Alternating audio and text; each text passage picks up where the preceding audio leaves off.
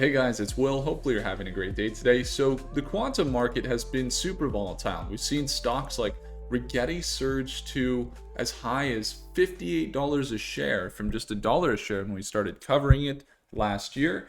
We've seen it really take off in the IonQ trapped ion quantum market. These stocks have seen more growth, especially as the NVQ, NVIDIA introducing the quantum link into all data centers that they operate. So this was a new article that came out last month where officially NVIDIA introduced the NVQ link, which allows, as you can see, the quantum computer to be plugged in with the GPUs. This is a very groundbreaking effect in the industry that supports 17 quantum companies. So what does this mean? Well, in this instance, you have, again, more attention happening around the tech. And today I want to go over the multiple things that we consider when we're looking at the stocks in quantum, because ultimately, as an investor in them long term, people don't always understand when I say that I'm shorting the companies sometimes or that I'm holding them. I'm holding these companies long term and I anticipate they're going to do great over the long term. But I wanted to walk you through kind of why, we anticipate the longer term time frames and what we do in the meantime when we're waiting for those things to happen, because not everything happens overnight, right? And so here's kind of the approach. Okay, I'm going to right here on my screen. Here we are. And essentially you have a few things that we're looking at. Obviously the market's delivery or the market's money that goes in is a factor, and it's been a very, very big factor as you've seen more investments from like BlackRock.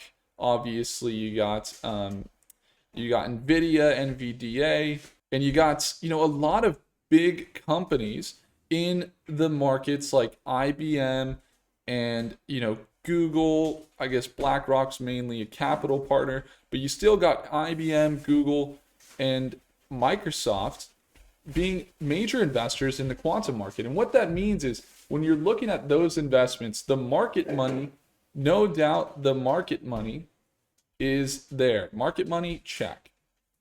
But there's other things that will impact what you would refer to as the, let's say, implied volatility, the amount of volatility that you're going to see over the next few months or years, or the things that would impact, let's say, the current values where they're at now to where they would be expected to go in the future. And those things are going to include, the market usage.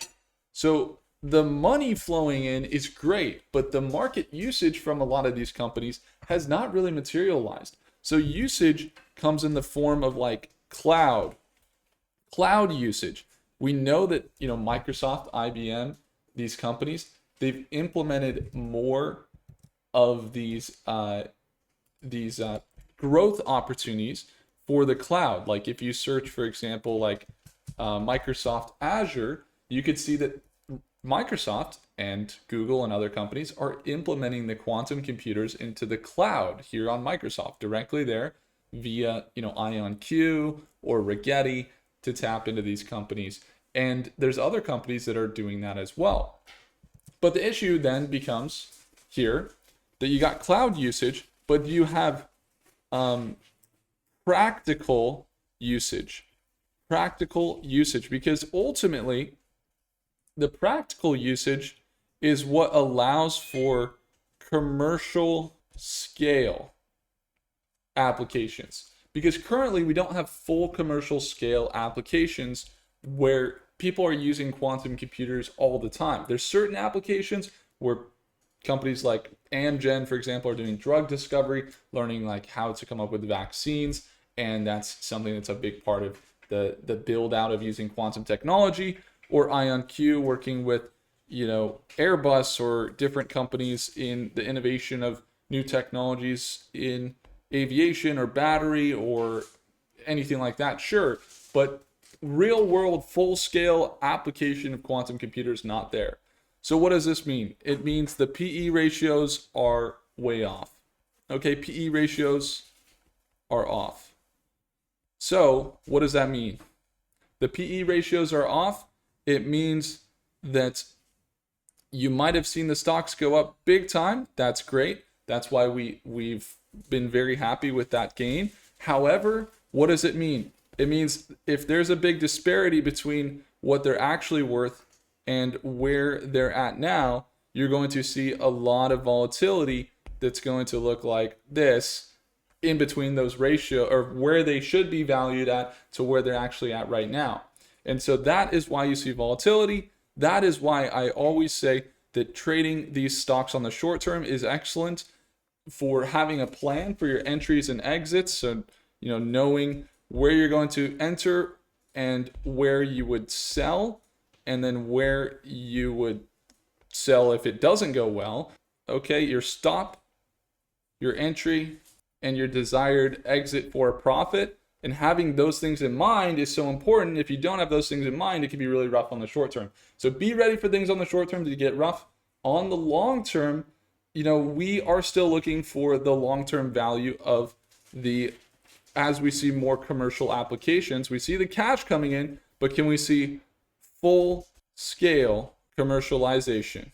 The ability to have a very clear plan for your entries and your exits for the short term. Hopefully you guys enjoyed. That's how we are approaching the quantum market. And if you enjoyed, you want to join our daily live trading, it's happening in about 3 minutes at market open here. Would love to see you there. It's the second link in the description down below to see us catch trades with this exact formula. And I'll see you guys in the next video. Thanks so much for watching.